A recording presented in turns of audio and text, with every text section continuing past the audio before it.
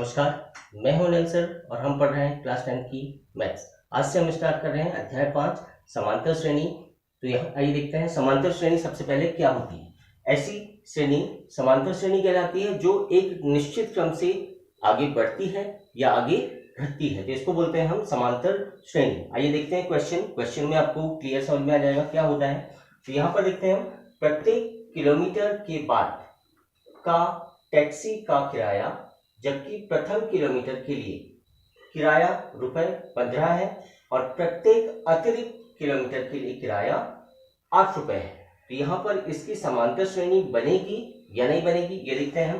तो सबसे पहले यहाँ पर देखते हैं हम प्रथम किराया, मतलब यहाँ पर हमें मानना होता है ए बराबर है 15 और सार्विक अंतर इसे मानते हैं हम डी, ये होता है यहाँ पर ये है 8। इस तरह से हमको अब देखना है कि इसकी श्रेणी बनेगी या नहीं बनेगी। तो यहाँ पर ये ए है प्रथम पद और ये है डी सार्विक अंतर। इससे हम बनाकर देखते हैं। तो सबसे पहले हमारे पास a1 निकालना होता है। तो a1 को निकालने के लिए हम करते हैं a प्लस डी। दूसरा है a2 को निकालने के लिए हम ये जो a1 आता है, a1 का मान आता है, उसी में हम जोड़ते हैं d को, फिर a3 में जोड़ते हैं a2 को प्लस d। इस तरह से श्रेणी बढ़ते जाती है। तो यहाँ पर देखते हैं हम, यहाँ पर ये है a का मान है 15 और इसका मान है d। तो प्रथम पद तो यही होगा। प्रथम पद ये है a1 मतलब 15 धन 8 बराबर हो जाएगा 23। फिर से इस 23 को यहाँ लिखेंगे और 8 प्लस करेंगे, ये हो जाएगा 31। फिर 31 को यहाँ लिखेंगे, धन 8 करेंगे, ये हो जाएगा 39। इस तरह से ये श्रेणी कंटिन्यू बढ़ते जा रही है। क्योंकि ये कंटिन्यूएशन में बढ़ रही है इसलिए हम इसको मान सकते हैं कि ये एक समांतर श्रेणी होगी। अतः यह एक एपी है। एपी का मतलब है यहाँ पर समांतर श्रेणी, अरिथमेटिक प्रोग्रेशन। अब देखते हैं नेक्स्ट है, किसी बेलन में उपस्थित हवा की मात्रा जबकि वायु निकालने वाला पंप प्रत्येक बार बेलन की शेष हवा का 1/4 भाग बाहर निकाल देता है। तो यहाँ पर हवा कितनी है ये हमारे पास नहीं दिया है, तो मान लेते हैं कि हवा वहां पर 100 है।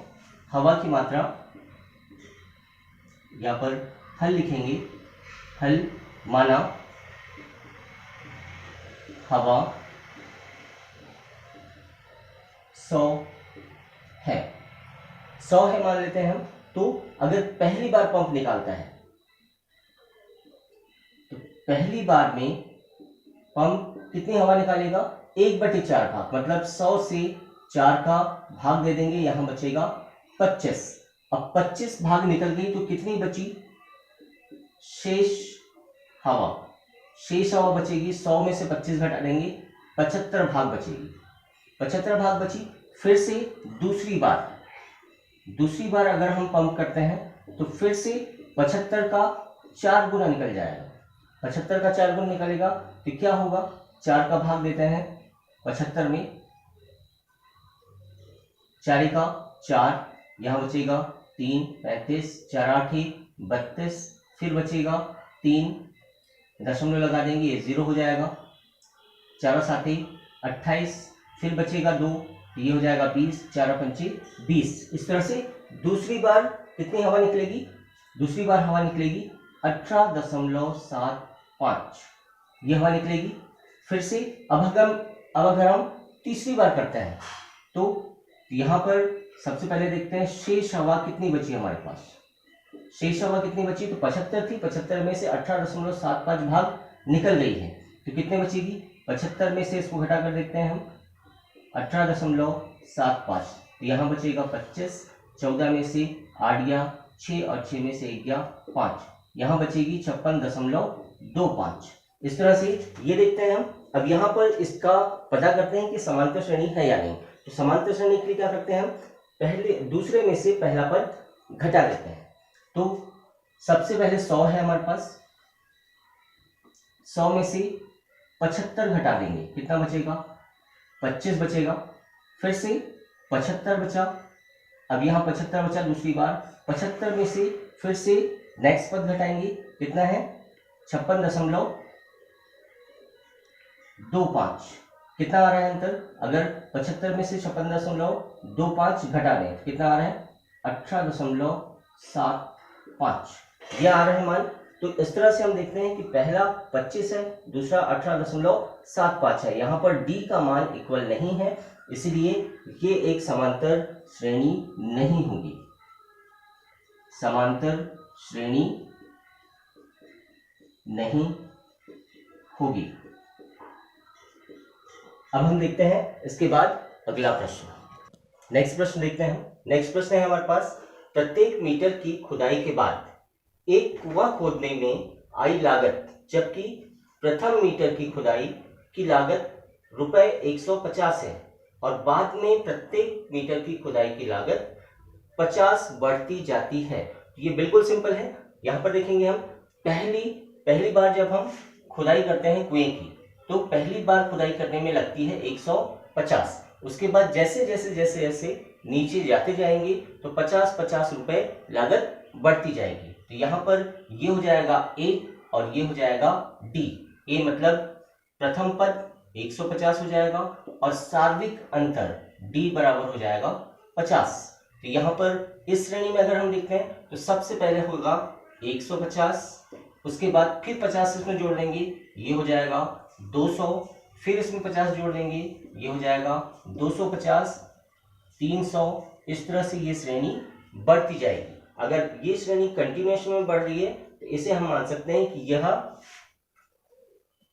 एक एपी है, एपी है। इस तरह से हमारा तीसरा प्रश्न बिल्कुल इजी था, ये सब हल हो गया है। अब हम देखते हैं चौथा प्रश्न। चौथा प्रश्न है हमारे पास, खाते में प्रत्येक वर्ष का मिश्र धन, जबकि ₹10,000 की राशि 8% वार्षिक की दर से चक्रवृद्धि ब्याज पर जमा की जाती है। तो यहाँ पर चक्रवृद्धि ब्याज का सूत्र हमें लगाना होगा। तो चक्रवृद्धि ब्याज का सूत्र क्या होता है? यहाँ पर हो जाएगा प्रथम वर्ष में ब्याज। प्रथम वर्ष में ब्याज कितना होगा? 10,000 एक धन 8/100। द्वितीय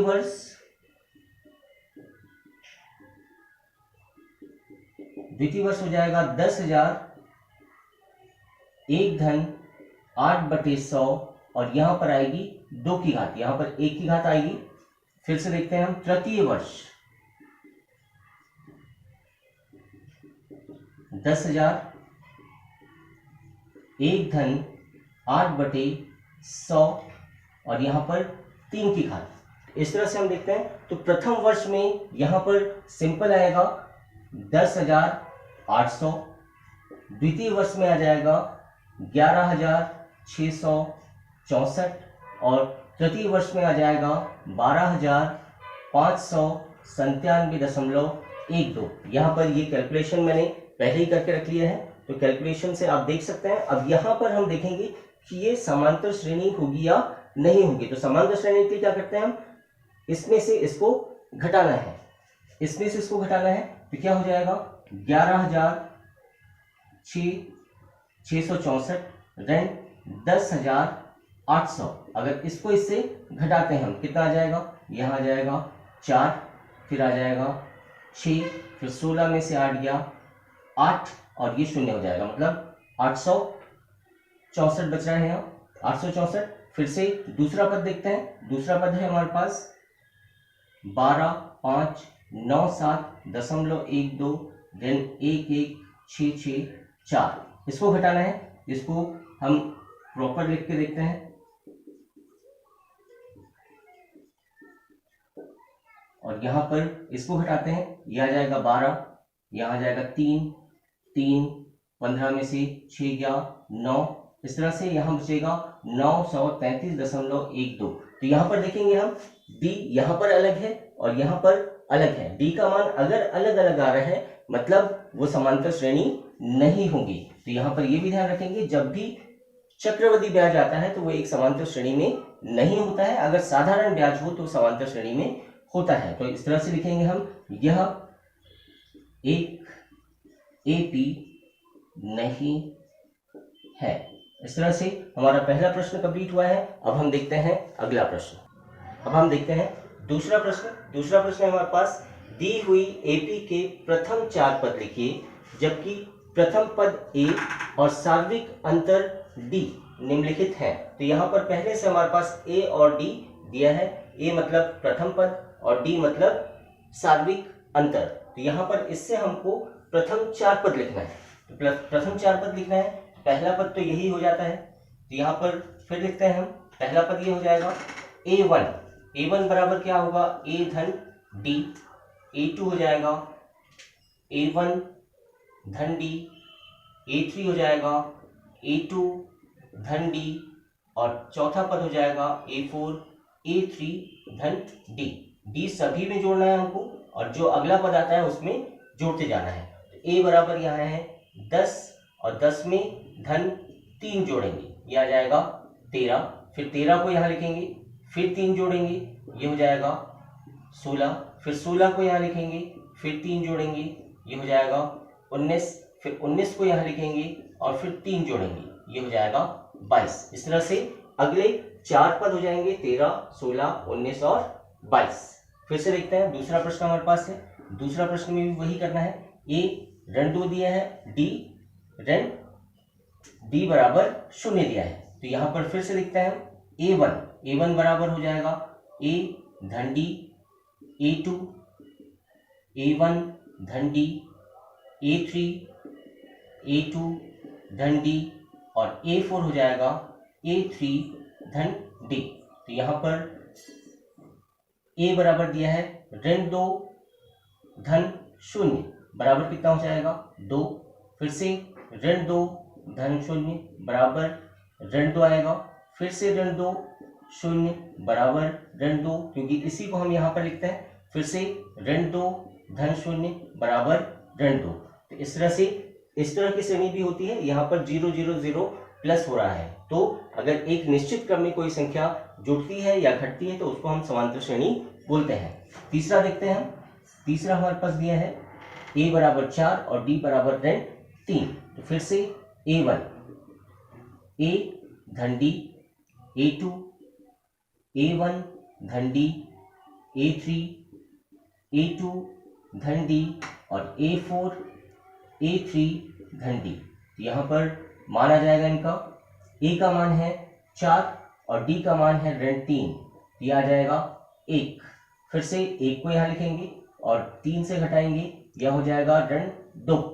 फिर से यहाँ करेंगे हम ऋण 2 को और फिर ऋण 3 करेंगे, तो दोनों ऋण और ऋण धन हो जाएंगे, ये हो जाएगा ऋण 5। फिर से 5 को यहाँ लिखेंगे और फिर 3 जोड़ेंगे, ये हो जाएगा ऋण 8। इस तरह से इसके 4 पद ये होंगे। फिर देखते हैं हम अगला प्रश्न।